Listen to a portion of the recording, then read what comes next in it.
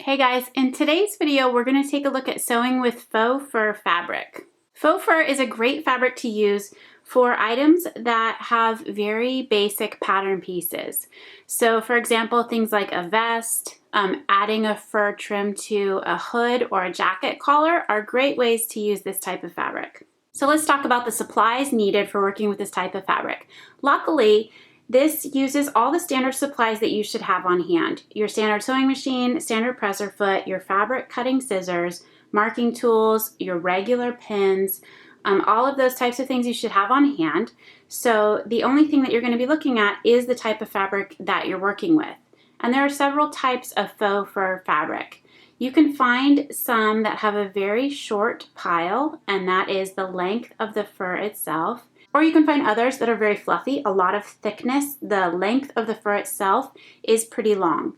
So you want to look at those in regards to your project and make sure, first of all, that the proportion is right. What works on a human garment will likely not work the same at the smaller scale. So some of those longer, thicker pile fur fabrics will need to be trimmed down, which can get quite messy. So you might want to just look for something that has a shorter, finer fur finish on the outside.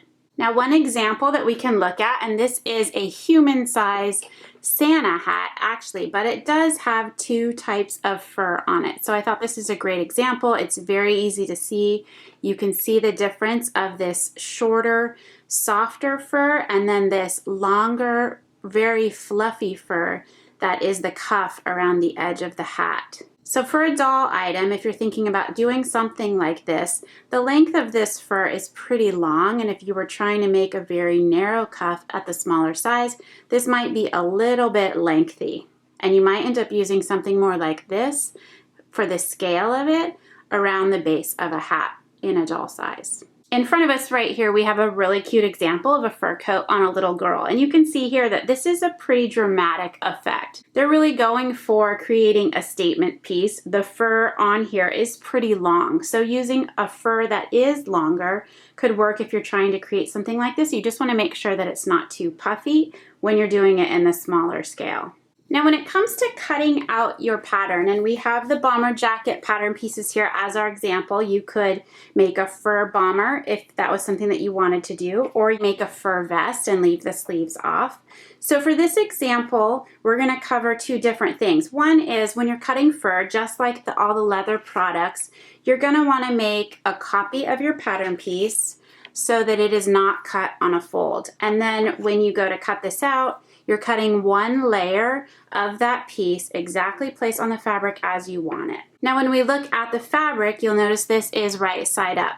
This fur has a nap that actually goes in two directions. So you can see how this one very clearly has an angle that the fur lays. And it's repeated so it creates a striped effect.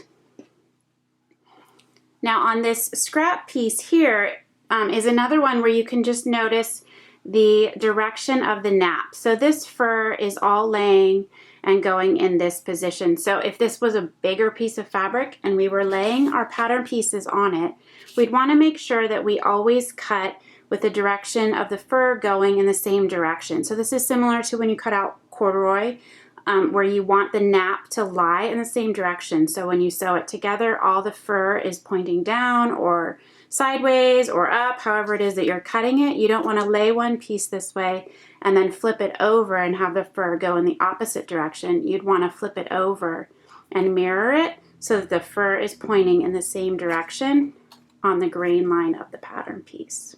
Now that brings up cutting out the fabric. So what you're gonna wanna do is flip your fabric over so that you have the fabric backing on the back side. You'll lay your pattern pieces on the fabric and you can pin these down. It's very easy to pin right through the fur itself.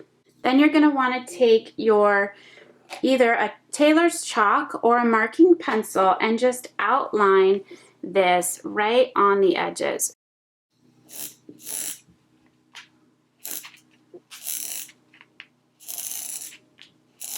and go ahead and chalk around the outline of the pattern. And this is a little bit thicker than needed, but I'll know to cut along the inside line.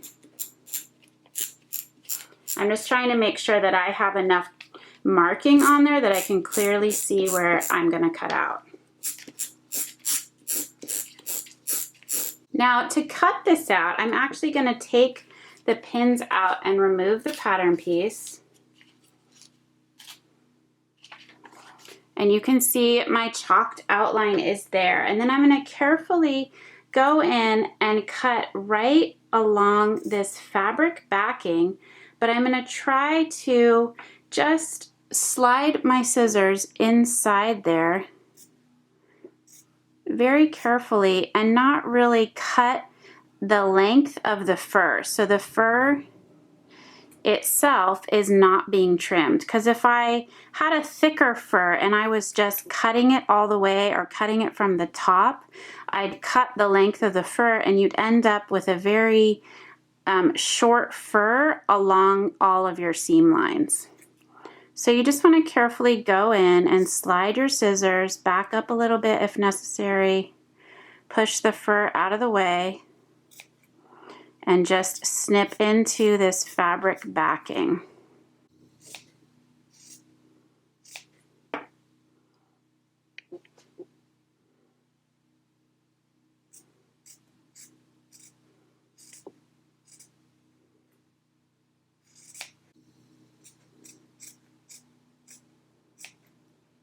Now you'll notice here, this brings up another point, which is cutting fur is very messy. So I'm having fur all over the place. It's great to have a lint roller or some masking tape on hand to come back and pick up all that fur.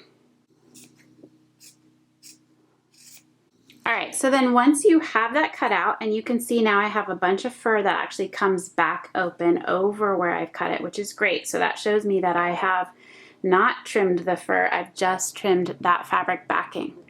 So once you have it cut out, you're really going to want to just shake it off. Shake it off as much as you can in your cutting area, over a garbage can, in whatever method you can contain it the best you can, but shake it off really good before you take it over to your sewing machine, and that will keep all of this from getting collected inside your machine, which is a bigger problem. So it's better to shake this off and get most of this out before you move over to the machine.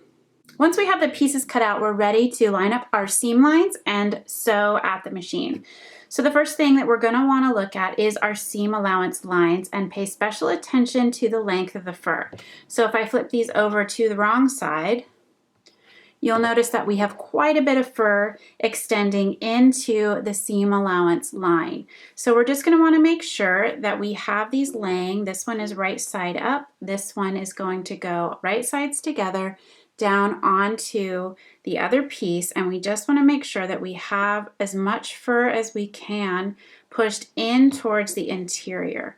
So we're going to be working along here to line up these fabric edges and pin them together, keeping the fur pointing inside towards the garment and not the seam allowance. Now we bring the garment to the machine. I have my standard presser foot, a universal 9014 needle, and my stitch is a straight stitch, and I'm just extending it a little bit or lengthening it so that it is at 3 instead of 2.5 for this. This is not very thick. It has a little bit of thickness, so you just want to run a test strip through of whatever fur you're working with just to make sure that your stitch length works well with the type of faux fur that you're using. So you can see here we have this pinned. All of the fur is pushed to the interior of the garment, and I'm just going to run that through the machine with the seam allowance that is instructed in the pattern. Here it's 1/4 inch. So here you can see we have a basic stitch line, and I have very little fur sticking out. If I have any, when I come in, I'll want to trim that for the interior of that seam allowance just to remove the bulk. But now I'm going to flip this to the inside, and I'm just going to want to make sure that I come right into my seam line. And I'm going to use, here I actually have a home nail, like for hanging a picture. Has a pointed end, but it won't cut my fabric, and I can pull these little threads of the fur, if any of them are folded inside or caught in there, so that they should pop open and meet each other and not look like they're folded into the seam line. So for this fur, it lines up pretty well. You can see that this is that striped effect. So I have it going in one direction on both sides, and then on the bottom it's up at both sides, but that striped line is meeting. This is my seam right here. So if I have any of these threads folded down, I could come in here and pull them. And you can see that I can pull those out of that seam line.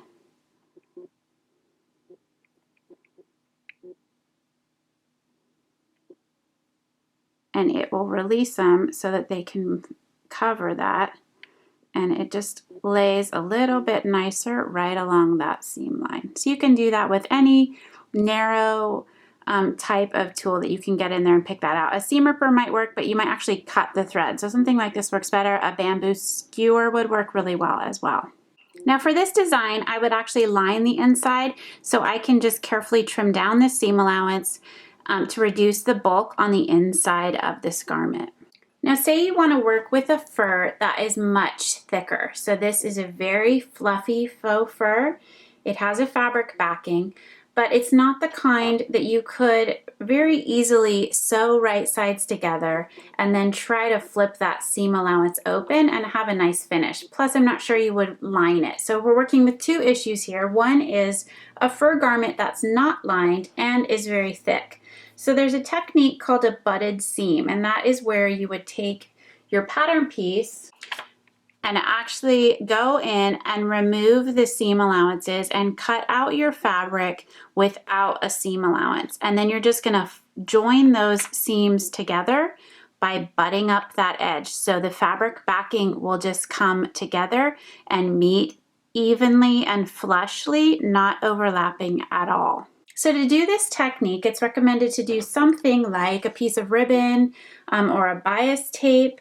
You would pin these together with that covering the seam, and then you could go through and hand baste this down just to hold that together. And then you would go ahead and flip it over and run this through the machine with the right side of the fabric up, so that the fur is up and could kind of be pushed out of the way so that it doesn't get caught in the feed dogs and the lower part of your sewing machine. Now another technique that I think works well with the doll clothes patterns, because they're not being washed and they're not actually having wear and tear on them, is to just use the Wonder Tape. Now this is double stick, and it also won't gum up your needle, which is nice because you will be sewing actually through the tape. So that's a little bit different than using the quilter's tape that we've used in some of the other projects. So for this application, I have the Wonder Tape, which is 1/4 inch wide.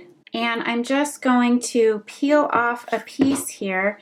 And I'm gonna make sure, first of all, that the nap of my fur is going in the same direction before I flip these upside down. So I have my fur going in the same direction, and then I'm going to carefully come in and place the Wonder Tape to hold my seams together. So I'm butting them up against each other, and I'm just pressing this down. Now something like steam a seam, you might be thinking, oh, I could use steam a seam, but a lot of these faux furs will melt when they're ironed. So something like this is safer to use. Then you don't have to go in and test. You actually press that with your iron. And for this application, because you are covering both sides of this seam allowance, you could actually have the Wonder Tape is a little bit thicker. I have 1/4 inch because I'm using a ribbon that is just a little bit wider than that. So we'll peel off the paper backing, and then we will go ahead and place the ribbon on top of that Wonder Tape, and I'm just pressing to secure. Now I'm going to run this through the machine on a zigzag stitch. Now I have the machine, it's still standard presser foot, universal needle 9014.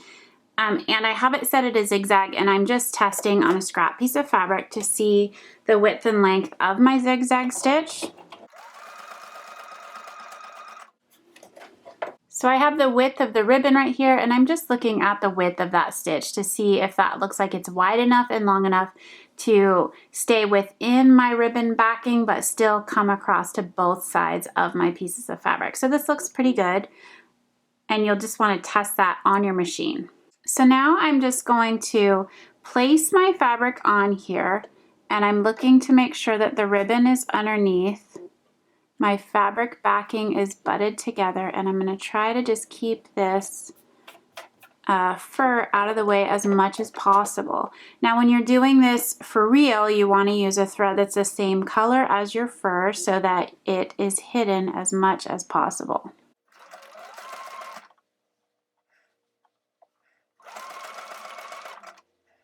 And I'm just peeking in here to make sure that I still have this lined up properly.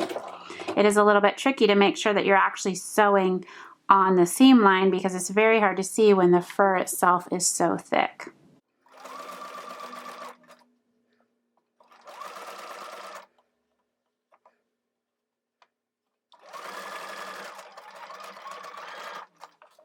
So if I flip that over, you can see that my zigzag goes along my ribbon. This is a little bit crooked. You can work on your technique for matching up your line and making sure that on the inside it looks as interesting, because this would be the finished inside, as it looks on the outside.